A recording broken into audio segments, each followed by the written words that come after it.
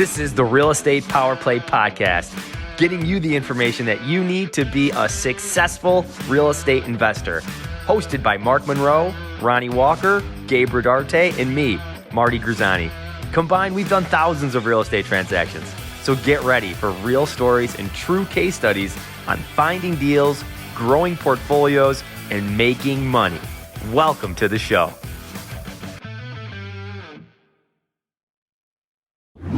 Yo, everybody. Welcome back to the Real Estate Power Play. Super duper excited about today. Got an absolute legend in the short-term rental space. I'm here today with my co-host, of course, Mark Monroe. I want to hear about actually where you just were, Mark, as well. I know we got a lot in this episode today, so I want to get right to it. But again, guys, Real Estate Power Play every Thursday. We go live, so you guys can catch us. Make sure you go to YouTube. We're trying to make a push, so go there, like it, subscribe, and of course, Facebook. Join our Facebook page. There's a lot of information there. A lot of us go on there and kind of talk to you about what we're currently going through. I know we usually talk on these shows with our guests, and we can really dive into their stories because they give us a ton of nuggets, and I know Alex is about to. But with us, me, Ronnie, Mark, we're always going on there and doing a live on, here's something we're looking at, or here's a deal, or here's something that we saw, just to keep everybody going on that. So anyways, let's freaking go. Woo, Mark, how the hell are you, bud? I'm doing great. How about you, Alex? How you doing, man? Good. Thanks for having me on, guys. Hell yeah, Alex. Hell yeah. Let's just get right into it, I guess, because although I want to hear about what Mark is going and doing, the more importantly, I can talk to Mark all the time. I don't get to talk to you a lot. So, Alex, welcome to the show. And again, where are you from? Where are you out of? And then I guess kind of what are you doing? And give people the backstory if they don't know you. Yeah. And again, we're going to really dive in, but go into it, buddy. Yeah, I'm originally from Detroit, Michigan, born and raised. And then when I was like 17, 18 years old, once I graduated high school, I joined the Marine Corps, served 4.5 years there. Sort of towards the end of my enlistment, my last year in the Marine Corps, I decided that I didn't really want to re-enlist, but I also didn't know what I wanted to do. So I just started picking up a lot of different investing books, whether it had been real estate books, whether it had been stock market books, general business books. And real estate had really caught my eye just because I enjoyed the control that you had over it, like with forced appreciation and just making a property better just based off the operations and just what it looked like. So I had originally joined a flipping mentorship, and we were doing a group coaching call. This is while I was still in the Marine Corps.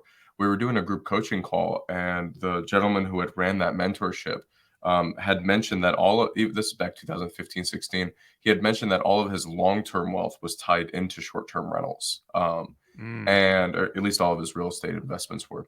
So that sort of intrigued me a little bit. So I actually hopped on a one-on-one call with him, and I was like, I like the whole flipping model, but the short-term rental stuff really intrigues me. So he had helped me decide on how to choose a market. And we actually had landed on Asheville, North Carolina, where I currently live right now. I've been here for about 6 years, a little over 6 years. But the day I got out of so I started planning some stuff, but I didn't really know. I knew I wanted to get into short-term rentals. I was going to get my real estate license when I moved here. So the day I got out of the military, moved directly here, got a place, had about 6 to 8 months in savings. Got my real estate license, did a couple deals there. But the main reason why I got my real estate license was just to understand the intricacies of a contract, but also just to look for a short-term rental for myself. So what I realized really quickly, and it was about 4 to 6 months in, was everything was either way out of my price range at that time, or the property we're looking at were in my price range, but they just wouldn't have done well as a short-term rental. There was nothing unique. There was no draw about them. Maybe they would have done well as a long-term rental. So again, 6 months in, putting in offers, getting them denied, multiple offer situations, getting destroyed. And I sort of got fed up and decided to build my very first short-term rental. So my very first real estate investment was an 800 square foot A-frame that we own to this day. That just throws off an insane amount of cash flow. And then 1 turned into 2 really quickly, 2 turned into 4, brought on some investor capital, and then today we're developing $10 million worth of short-term rentals, and we're hoping to triple that next year. Developing and acquiring 10 million right now. Let's That's go. awesome. That's Congratulations. growth, baby. Love it. Yeah, that's great. So what do you do? Like, are they almost like I see in some of your stuff? Are they kind of like you have like tree houses as well as some of your short-term Yeah, rentals? we're That's playing kind of around with cool. tree houses, and when I say I want to preface with quote unquote tree houses, they're houses on stilts surrounded by trees because you can't get financing right now on a house that's pinned to a side of a tree. I think that's awesome. Wasn't there a show like that guy would go around, like a famous guy Yeah, out of the Northwest? Pete Nelson. I have all of his books somewhere there. Oh, But yeah, we actually reached out to him at one of the properties that we have under contract right now. But it turns out they have a non-compete of 100 miles, and they had done one in Gatlinburg, Pigeon Forge. So yeah, oh wow. Nice, yeah. nice. So how does that work? Like, kind of dive into that little business model. Like, is it like on an Airbnb platform, or like what kind of platform do you market and find these people? Yeah, so I originally started on Airbnb. And what I quickly learned, probably when I say quickly, probably a year and a half in, was, and I'm lucky that I had that like aha like 4 or 5 years ago compared to like how people recently had it. But I look at Airbnb and VRBO as like the marketing arm to your business. It is not where your property should live at. And I say that to any person that has any type of business. Like, when you talk to someone who has a short-term rental, they say, what do you ask them, like, what do they do? And they say, I own Airbnbs, I own short-term rentals. I look at myself as I'm in the hospitality business. This is Right. when I first started, there were no short-term rental books out there. There wasn't really too much short-term rental content out there either. So I leaned very heavily on multifamily books. I leaned very heavily on hotel books when I first started. Mm. I would pick up textbooks, like not book like college textbooks on hospitality. And that's sort of the world that I started learning about when I first started. So yeah, we don't really we have them on Airbnb, VRBO, but right now we're building our own direct booking platform where we like to market our, like we're playing around with influencer marketing, and we can talk about that as well. But we try to get the guests off of the OTAs, the online travel agencies, into our own like ecosystem. One of the best ways we have found to do that actually is through a company called StayFi, and I'm not affiliated with them in any way, but I will shout them out on anything I ever do because they're one of the pillars of my business. So what StayFi is, it's a little disc that plugs into the back of your internet router, and it essentially creates a landing page for your internet for your guests. So like imagine when you go to Starbucks, when you go to the airport, you have to put in your email address to get access to the internet. It's the same thing here, and we've had thousands of guests, and we've never had any guests complain about it. But what I realized was we were able to get the email address of the guest that was checking in with us through Airbnb and VRBO, but we would only get that person's contact info. Some of the properties we have, like we have one property that sleeps 14 people. With this tool, we're able to get all of their email addresses, all of their contact info, and then we can remarket to them through seasonal emails directly through our website. Wow. That's Yeah. a game changer. It's a big game Huge. changer. And you know, what's so funny, Alex, is like, because every hotel you go to, you have something like that to get to the Yeah. internet, right? Like you have to put in your It's email or whatever. It's the same idea. Like the Yep. hotels are on Expedia, they're on Booking.com, they're on Google, but they still have their own websites. They do the same exact thing, and it's like I don't really look at the hotels as like competition to like what we're doing because they're so unique in that sense, and it's like there's a reason why. It's almost going full circle is what I've been saying. It's like back in the day you had to pick up a phone to book a short-term rental, but now it's like you have to go. It's like the Airbnb sort of changed things, but now it's going full circle where owners or at least managers are controlling their properties. That's excellent. I think Yeah. everyone needs to go back and re-listen to that. And the main things are that you went and researched hospitality Yeah. with this. I think a lot of people get into short-term rentals. They see the cash flow, right? And that's amazing and it's Right. true. But you're running a hospitality business, You are. right? I mean, talk a little bit about that. I think that's kind of it's not talked about enough. I think you really are, hey, mindset of I'm running a hotel. Yeah, you are. That's essentially they're localized hotels. Essentially, is what I look at. They're just separate. And the way we're developing properties right now, we're either purchasing or developing. Like we're looking for like anywhere between 6 to 12 cabins that are in almost like a cluster development. It's just, there's just better use of time. But yeah, they're almost like mini hotels, like mini boutique resorts, essentially. But when it comes to the hospitality piece, I started researching Disney when I first started in this business. Love that. Disney has a lot of phenomenal books out there that, like, on their philosophies and everything. One of the best books I've read on hospitality is Be Our Guest. That's written by the Disney Institute. And it talks about just like having a centerpiece to all your properties. One of the big things that people don't really think about, I actually had never been to Disney until last year, or until this year, actually. And one of the things that they actually do that we do in our properties, and this is going to sound weird, but they transition the people that stay at Disney both through sight, but also through smell. So as you go through the Disney property, there are these different smells, whether it be popcorn, chocolate. They actually feed that. It comes from what they're making, but they also feed that through like air fresheners and stuff through the property. So we actually do that in all of our properties. We have a specific scent that we use that's made by Glade, and it fits with all of our properties because we're in the woods right now. But usually when I take my investors wives through, like when they're with them, when we read the reviews from our guests, a lot of times the reviews will come like the property smelled amazing. And that's one of it's a weird thing to think about, but it's like incorporating all the 5 senses into your business is huge. So like the first thing is going to be the site, which is going to be like just what the property looks like. Like we invest in like unique Instagrammable properties that people would be proud to put on their social media. But outside of that, utilizing the other 4 senses is key as well. Nice. So is that like an oil type of thing that goes into like? Yeah, it's just like it's just one of those plugins. But for some reason, that one, the Cashmere Woods one, does really well in like the cabins, like the cabin feel outdoor space. Yeah, it's almost like all my furniture is like tinted with that smell at this point. Yeah, somebody I know that lives in my area, his wife is the one that it's her business that sells a lot of this product to a lot of these hotel chains. And each one of them have what I learned, and eventually this is the goal. Every single one of those hotels, it's not just hotels, it's like any commercial space or chain. I don't know if Walmart does it, but like some bigger chains. No. No, I'm just kidding. But they have their own patented smell that they push out through all of their properties, which is crazy. I know gyms do it. Yep. Yeah. Right. So when you go to develop these things like out in the woods, like how do you do the water, power, like heating? How's that all done? Yeah, so I mean, let's start like high level. So you have to think of the entire guest experience when you're developing these properties. And so it's not you're developing this cool, badass, awesome property. But outside of that, you also have to think of the drive to and from the property.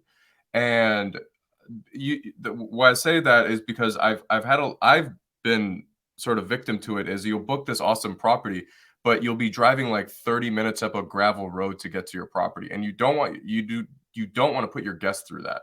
A lot of times the guest is new to the area. A lot of the times the guest loses cell phone reception. Sometimes they're coming in at night. You don't want them to be scared or annoyed by the time they even get to your property. So we like to be off of some sort of state maintained double laned road or some sort of paved road. We'll put in our own gravel roads, maybe anywhere between 100 to 500 feet, which has never been an issue. But access to the property is one of the biggest things. All of our properties right now, I didn't really care about it too much, but after COVID, wired internet has sort of become essential. I mean, we've looked at Starlink, but like compared to what you can get with like gigabyte internet, it's still not there yet. So wired internet and electricity is essential for us. So like we make sure that we have access to some sort of electricity when we're looking at our properties. And then all of our properties are on well and septic, which I mean that just falls on my GC to figure out. I can do it myself at this point, but I mean I work with a pretty big GC that handles all that stuff at this point. Your attention to detail is absolutely sublime. And I think that's probably, I mean, I know that's why you've been so successful. Did the military help out with that a lot with like, making sure that, hey, let's get these checks and, this is the objective. Okay. Boom, check mark.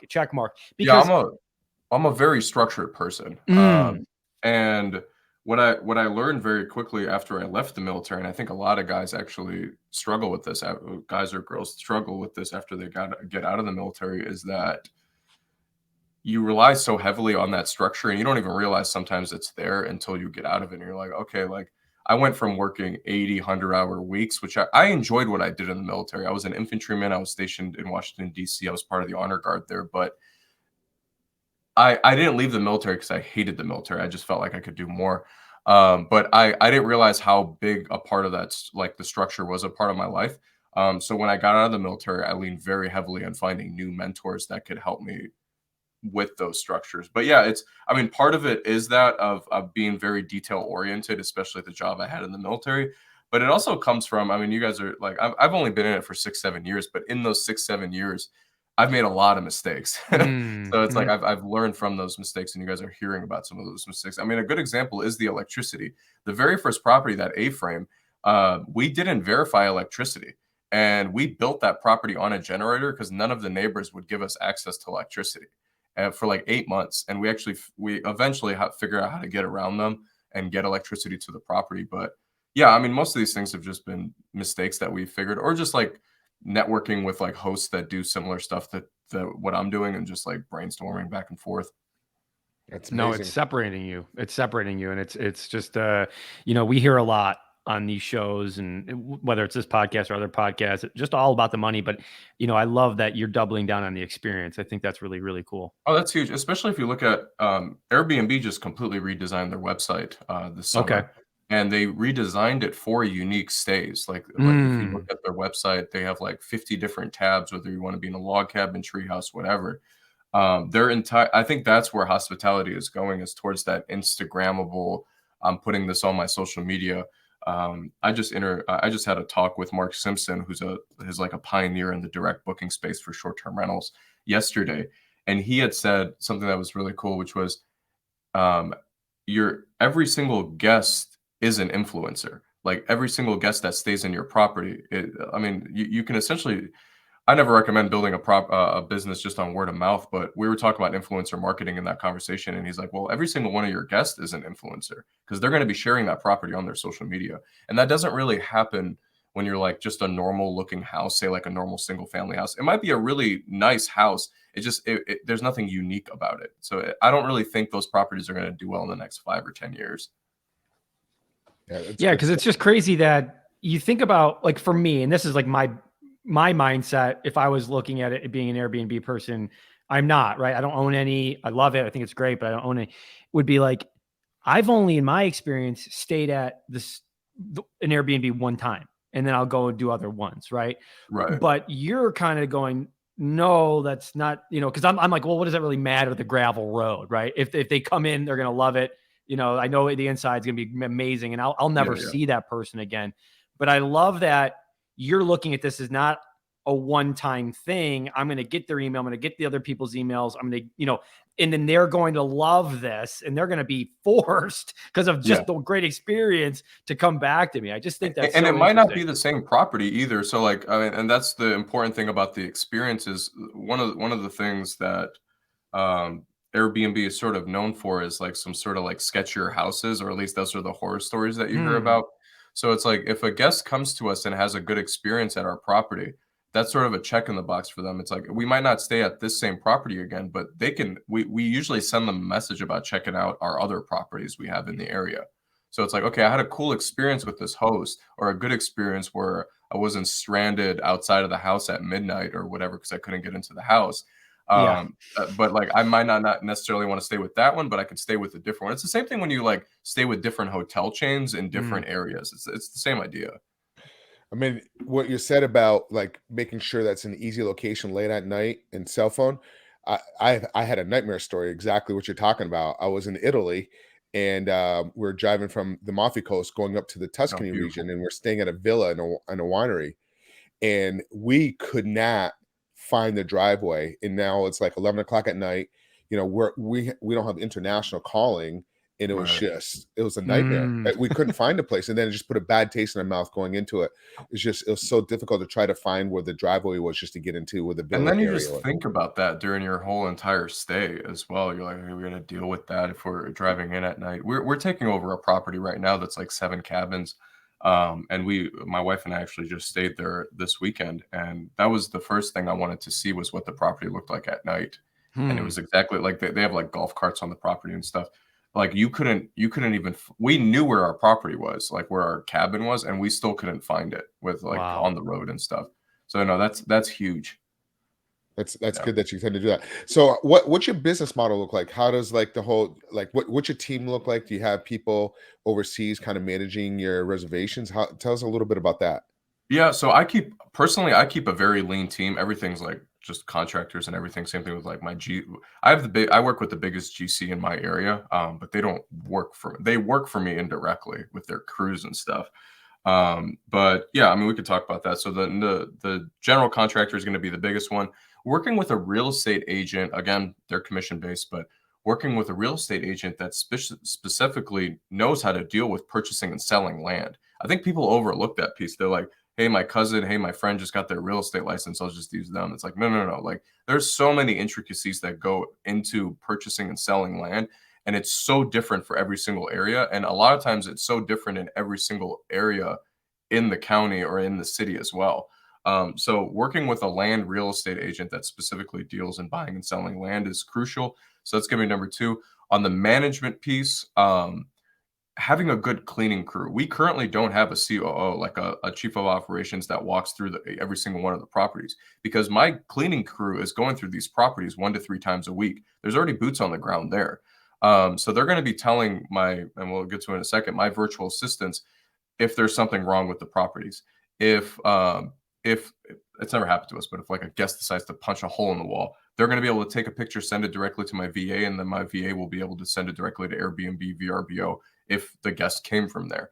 And then my cleaning crew also handles my inventory. So like I just pay them 10% of whatever they purchase. So if they purchase $1,000 worth of stuff, it's $1,100 that gets charged directly to me. So the cleaning crew that specifically deals in short-term rentals is probably, on the management piece, the most important piece to your team, and making sure that they have room to grow with you. And that is a conversation I have with every single one of the people that I take onto my team, whether it be my general contractor, whether it be my real estate agent, my cleaning crew. I tell them what my plans are. Like, my plans are in this market to get to 50 properties and eventually 650 throughout the whole country or nationally. But I tell them, can you guys handle if I add another 40 properties in the next 2 years? That's very important.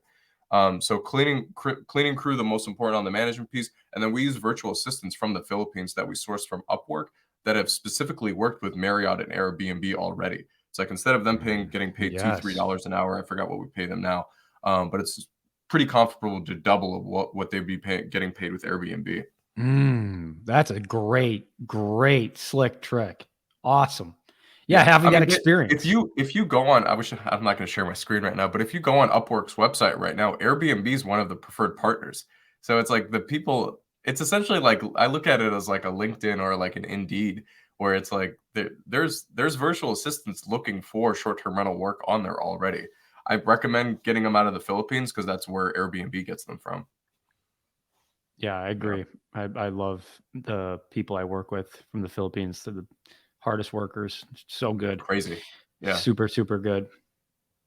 Well, that's great, Alex. I mean, this is so cool because it's really getting an idea. Like, I think the land thing is huge, right? Like, we don't think about that. Hey, making sure that if this is something that you want to do, approaching it that way, getting the people that are the experts in those different places. Cause you can't, you've done so much and not that much time, but having a team is so important. Is that always been a big part of like the growth mindset that you have? Is like, hey, we're all in this together. It's a team effort. I mean, what does that look like for you today? Yeah, there's I forgot the name of the book. Oh, Who Not How. Phenomenal book about talking about that. Book lays out procrastination in a really interesting way, where it's like, I understand what I bring to my business. That's number one. What do you enjoy doing? But also like so for me, it's content creation for my business, especially since like our properties are so, I guess, like Instagrammable friendly. Like social media is huge in our business plan. So content creation is huge for me. I don't go out there and shoot the videos myself, but in terms of just strategy, and then just putting together these deals and working with the partners, because like we work with a couple funds that I put these deals together for, where I'm essentially the deal finder and the operator, and then my partners raise the capital and we split the general partnership. Love it. But yeah, that's huge. It's like I sit down and write out everything that I don't enjoy doing in the business, and I delegate it. I delegate it to people that actually enjoy doing it or that are really good in doing it. And the book Who Not How really put that at like the forefront when it came to figuring that out. It's like if you're procrastinating on anything, it's probably because you don't want to.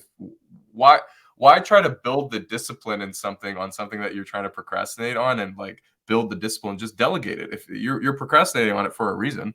So good. It reminds me, because the who not how, I bring that to like the discussions I have with because we're like transitioning to like some syndication stuff, and I'm like, well, all we need to do is just get this person. They're like, dude, what? It's not that. I'm like, I think it is. I think it's almost that easy. We just have to find the right people. I don't need to know how to do this. It fell on that. I did a big capital push in the beginning of this year.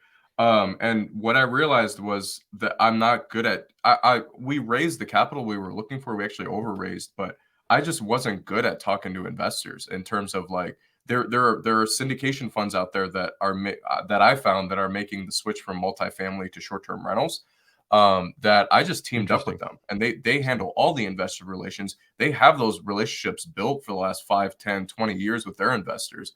And I just plug into that. I just show them the deal, and then we put together a little commercial for the investors, and it's just one email that gets sent out. But they handle all of the investor relations because I just realized I wasn't good at it.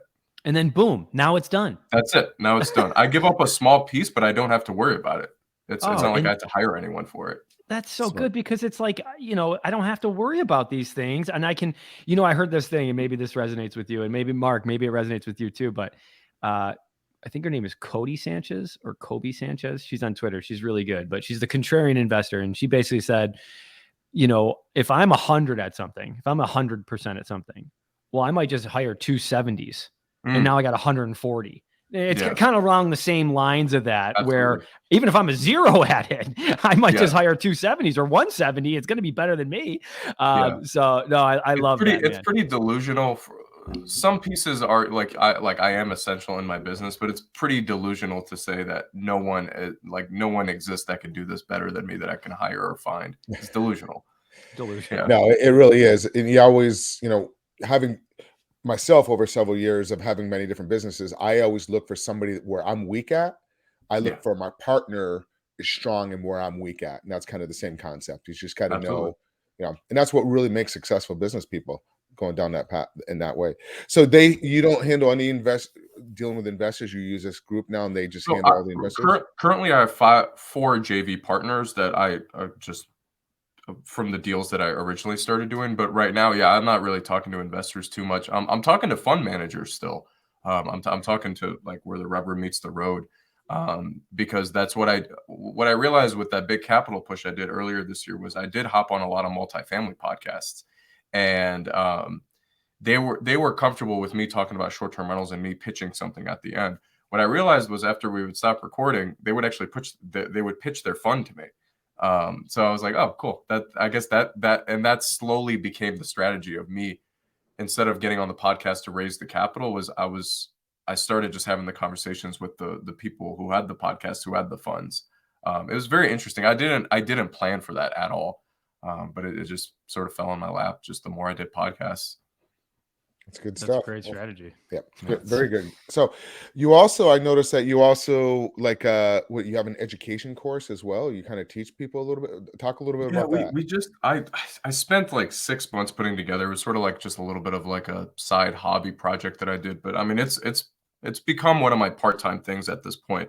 But yeah, I spent 6 months putting together. I essentially sat down and put the course that I wish I had when I first started, because this stuff didn't exist. And it's like 120 videos. There's some group coaching in there. There's templates, there's checklists, there's like a 60-page workbook. But yeah, we just launched that like 3 weeks ago. Yeah. Awesome. Where can we find that? So that's going to be on my personal site, which is alexjarbo.com. And then you guys can just click the masterclass button and it'll take you through the whole like funnel and stuff, or like where to purchase it and stuff. Cool. That's great. And I think it's great. You team up with some students and stuff and kind of take down deals together. Is that kind of the concept? So it's honestly no, it's a short-term rental development course. It's essentially teaching what I do. That is something that I was thinking about though, was if the students are not in my markets, I mean, I'm essentially training my future managers is what I'm thinking about doing that. It's like I do want to partner with the people who are going into this coaching program because it makes sense. I mean, that's what a lot of multifamily people who have their own coaching programs. That's the easy segue for that student is okay. I've learned all of this stuff, but I can raise the capital, or it's like this person already has the capital. So I want to be in that position next year where I can invest in my students' deals, which I've actually never talked about before. But again, it was just something that one of my mentors had told me about that happened to him. Yeah, I think that's a really great power play move right there. I mean, isn't this funny? It just stuff like kind of evolves. Yeah. You just start thinking about, you're like, oh, like it's like just in the shower, driving down the road. And you're like, I never think of it that way. Yeah. Yeah, especially in the shower. I mean, it's like I think it's because my phone's not in there, and even though it is in the bathroom because I'm a effing crazy person, it's just that's like a time to kind of like okay, maybe relax a little bit. I mean, I guess do you have like a daily routine? Do you have like a morning routine that you think has been really effective for you to get become successful or be the success that you are? I think in the real estate world, I had discovered it prior to discovering that everyone in the real estate world does it, or at least I'm plugged into the bigger pockets world, but I do the Miracle Morning by Hal Elrod. I've been doing that for 8 years now. I discovered it I think my second year in the military. But that's just, I mean, it's just stuff that we already do. It's just broken out into a different quote unquote structure. So it's like meditation in the morning, some sort of affirmation, some sort of visualization, exercise, reading, and writing. And I've gotten it down to a point where I can usually get that down in 30 minutes outside of the reading and the working out part. Yeah. I'm really happy you mentioned that because that probably was the best podcast I'd ever listened to was when Hal Elrod was on the show. Yeah, I met him at the Bigger Pockets conference, and I was like, I usually don't get starstruck from anyone, but that was like, I was like, oh my gosh, like, yeah, right. yeah. I mean, his whole story is crazy, right? Car crash and the whole thing, but I mean, yeah, though that first part of the day, and I really think it's more of like you got to win the morning, right, and then you can win the day. But for those who like want to get momentum, that is how you get momentum, right? Like if you are like, oh, I want to be a self-starter or I want to be someone who can get momentum. It's like get some wins early on in the day. And as we all know, if you do that morning miracle, you've won that morning and that just kind of boosts you for the rest of the day.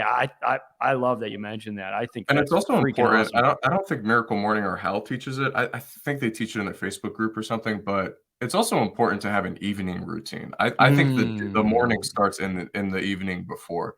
And it doesn't need to be anything crazy. Maybe sitting down for 10, 15 minutes just to plan your next day and just figuring out. You don't have to plan your entire day. Just figure out the 1 to 3 things that you need to get done the next day. I so agree with you. I think that was a big thing for me just this year was like I had my two things, right? It wasn't to be overly obsessed about that morning routine. Like if I didn't get my meditation in, I was like, oh, my whole day is ruined. It's like, dude, relax. It's like you're going to be okay. You still know your goals. Yeah. And I think the evening thing might even be bigger to like, I have this like for people who are listening and maybe Alex, you could help out a little bit with this, but to help out with that is I just have like it's really freaking crazy, just really easy, just a sticky note on my laptop. Every, evening I'm writing out like the 3 big things I need to do because I think it's we get so crazy about the small things, but it's like, hey, what can you push? What's that big thing that you can work on that's going to move the needle? Like big needle movers, not small ones, big. Yeah. That's the most important book I've ever read was The One Thing by Gary Keller and Jay Papasan, but it's that exact thing. It's like, I mean, that book has a lot of pictures, which is nice, but it's like it just talks about time blocking and what's the one thing that you can work on for 2 to 3 hours. They say 3 hours, 3 hours tomorrow or whatever that can get that needle moving. And a lot of times when you get that one big thing done, everything else becomes easier throughout the whole day because it's not just sitting in the back of your mind. Great stuff. That's good stuff. So where do you see yourself kind of like where your vision where you want to take your business?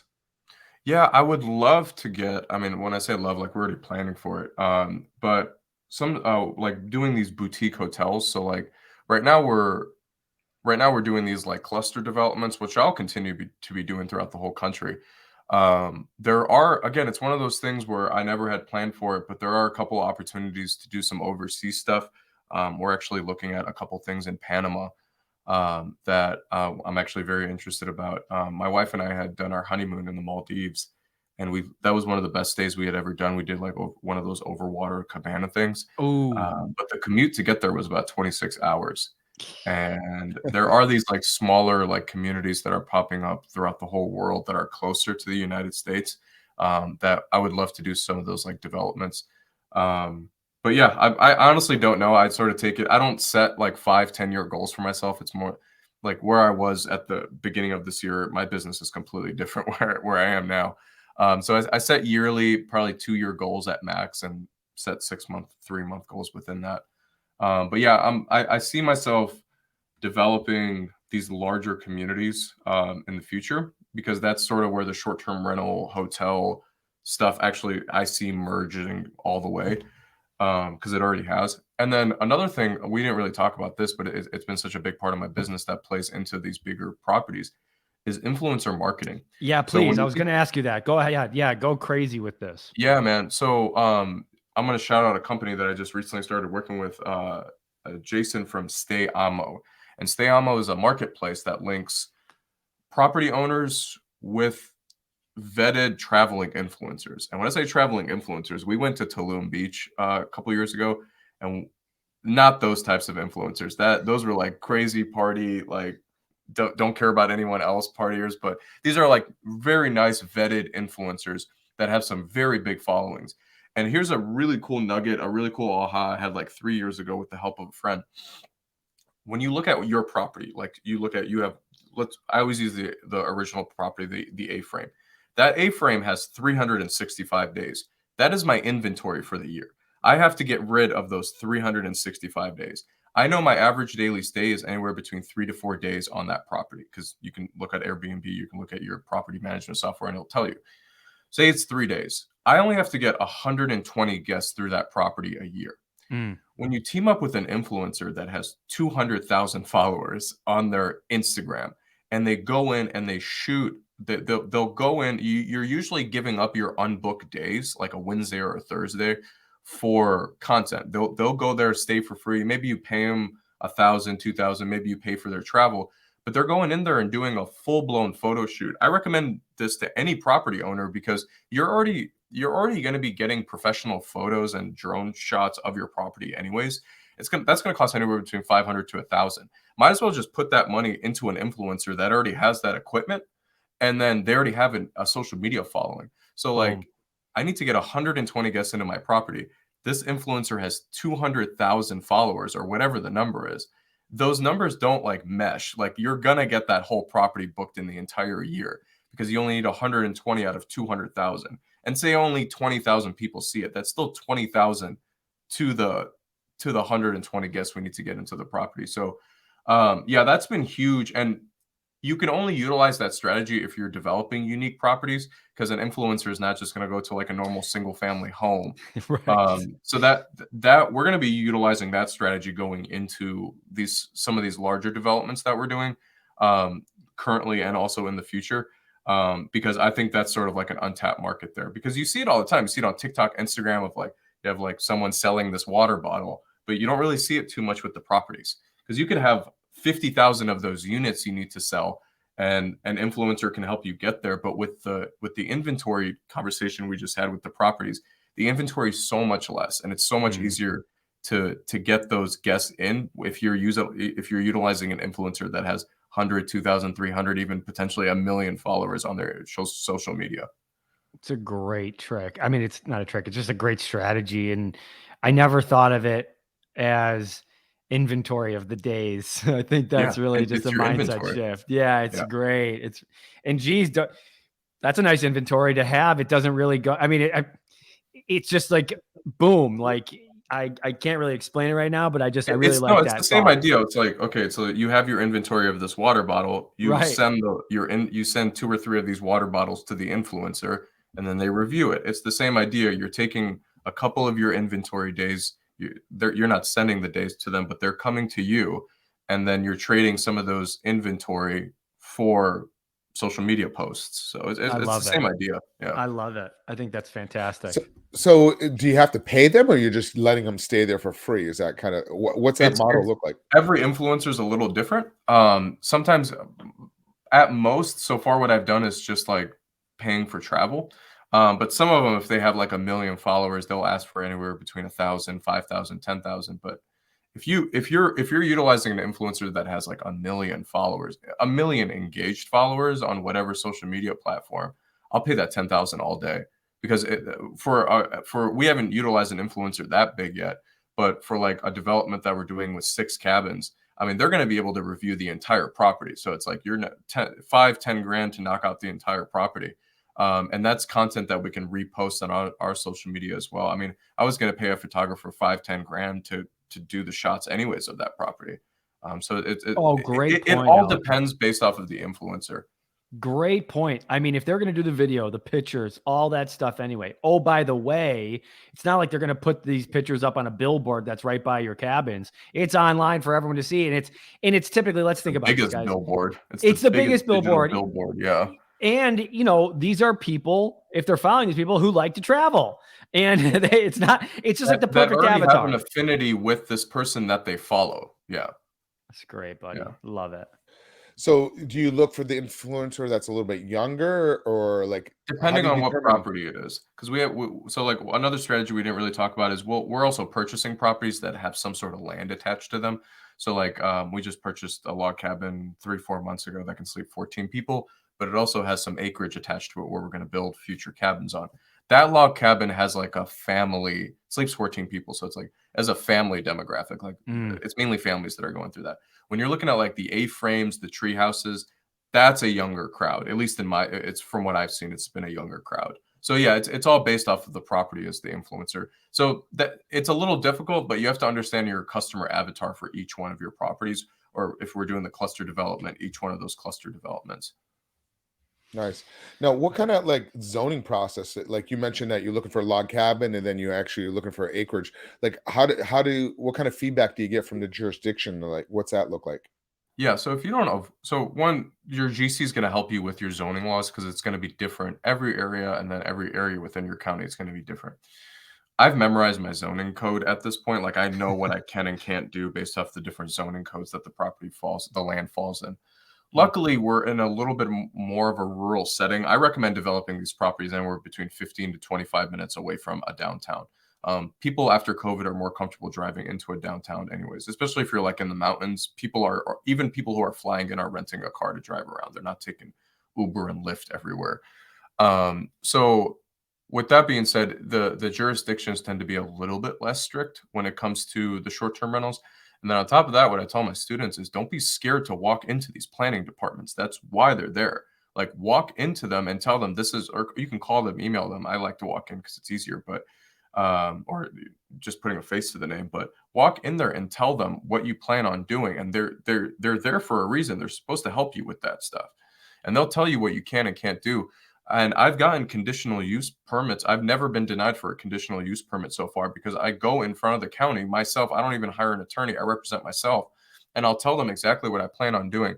Essentially, when you're walking in front of these jurisdictions, especially their planning boards, their board, and you're trying to convince them to give you a conditional use, a special use permit, you have to convince them that you are going to be managing the property stricter than if someone was going to live there long term. And there's a couple ways to do that. One of the tools that we use is a tool called Noise Aware that monitors the decibel level inside of the properties after a certain time. If it's like 10, 11, 12 p.m., it doesn't record them. It just monitors decibel levels. If it's like midnight and that decibel level gets hit or something, they'll get a text message telling them that they're being too loud. So for some reason, that Noise Aware tool, putting that in the permit, they love that. But to answer your original question, don't be scared of the permitting department. It's there for a reason. it's good to have some sort of barrier to entry with short-term rentals, because it pushes away the people that aren't as serious about it either.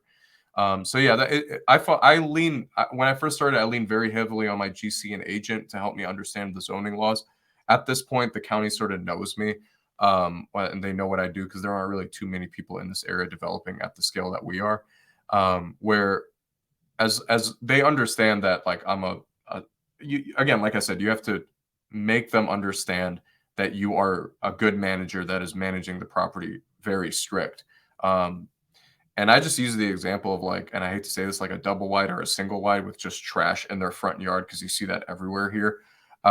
My properties don't look like that. Like, they're manicured lawns or some sort of landscaping if we don't have lawns. But it's like that property can be permitted like that, and it's there and nobody's bothering them. It's like, why would anyone be bothering me about this property that is actually adding to the community? All of our properties are also permanent foundation stick built houses. So if we ever get a neighbor that's complaining about these short-term rentals in the area, it's like the argument is we just boosted your property value. Like, it's that simple. So true. Oh, that's so true. And let me tell you something. Before this episode, I was like, man, not another short-term rental. You know what I mean? I've had, and like, honestly, when I approach podcast hosts, it's the same idea. It's like, I really hope they don't think I'm just another short-term rental host. But this has been one of my favorite. You've given so much actionable information. So really quick, because this is our mine and Mark and a couple of other people's show. So I get to ask some questions I want to know. What were the things that you said about there was that website or the thing that you put it onto the internet to get the email? StayFi? Yeah, StayFi. StayFi? Yeah. Okay, so there's StayFi, and then there was another one you just mentioned about the decibel. Yeah, Noise Aware. Okay. That Noise Aware. Sure. Yeah, so Noise Aware, I think, is a company that has they still do short-term rentals, but they're trying to be everywhere, like for any place that you need like decibel monitoring and stuff. Those two things alone, I mean, you could charge 10 grand for. It's like, hey, these two things. It's like, like as a mentor, just be like, yeah, exactly. Secrets and blah blah blah. Yeah, no, it's like, the StayFi thing's really cool too, because you can also put like and this is in our permits that we submit to the county.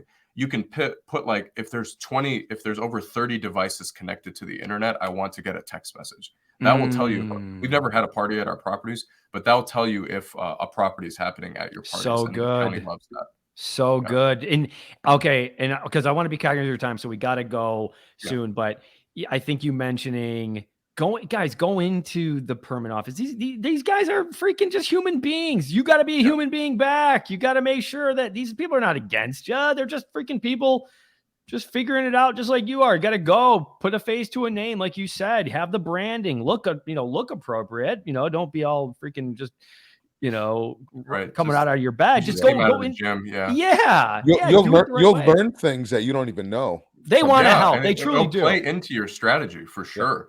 They'll help you. Real quick, like a 30-second thing. A really good example was they had helped us sort of avoid some permits we needed to get by telling us, hey, if you subdivide the property this way, you don't have to submit a subdivision plat. Or it's like, if you do primary with accessory dwelling units, instead of doing 6 separate plots, you can do a primary and an accessory dwelling unit. That way you don't have to deal with subdivision platting. That would have added another like 8 to 12 months. Amazing. And our construction period was 8 to 12 months. So yeah, they're there to help. Well, last question, Mark, unless you have something else. I was just going to ask. Go for it, Marty. I'll let you. Yeah, I was just going to say, is there a KPI that you look at on maybe a weekly, monthly, maybe a yearly basis? It could be any of those, maybe a daily basis. But is there a KPI that you look at that really kind of gives you the feel for the business? Yeah, we underwrite the properties at 65%, and then our break-even occupancy is anywhere between 35 to 45%. I like to stick within those when we talk about KPIs. I mean, during COVID, man, I mean, we were seeing occupancies of 95% plus because just people were trying to get out of the house. Right. We kept raising our prices and people kept booking. It's definitely softened a little bit, but what I want to leave everyone with, I'm a writer for Bigger Pockets. I write most of the short-term rental content.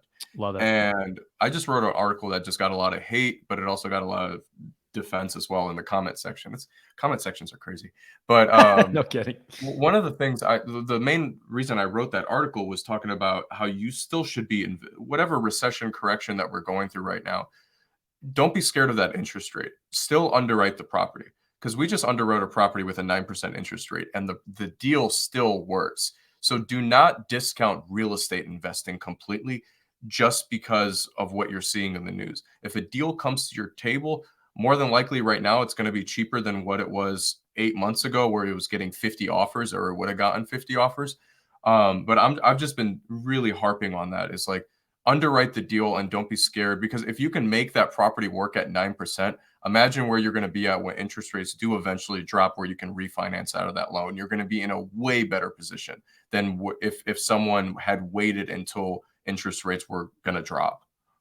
Oh, it's so good, man. I totally agree, right? Marry the property, not the interest rate. You know, Absolutely. I love it. there's Marry so the many property, not different, the interest rate. so good, dude. So good. Well, Alex, thank you so much, dude. I really thought this was one of our best episodes, especially for, short-term rental or not. I just action-packed, a lot of really neat tricks for short-term, long-term renters, going into the going into the city hall and really developing those relationships. I'm sure there's a ton more for people to learn from you. So I know you gave out your website, but again, where can people find you? Yeah, alexjarbo.com is where my course lives, and also my previous interviews. And then I also have a YouTube channel, like a free YouTube channel, if you guys want to check that out. I drive out to my properties at least once a week on the development side. So I just ended up bringing a camera with me and just sharing my thoughts about the properties and stuff. So that I share that on my YouTube channel if you guys are interested in that. Nice. I agree totally with Marty. It's just like, it was refreshing. It was something different, because we've been around. It's always the same thing, and this is a different angle, and it's definitely refreshing. So thank you so much, Alex. I appreciate you guys. All right, boys and girls. Well, that was Alex Jarbo, and this is the Real Estate Power Play, and we will see you next Thursday.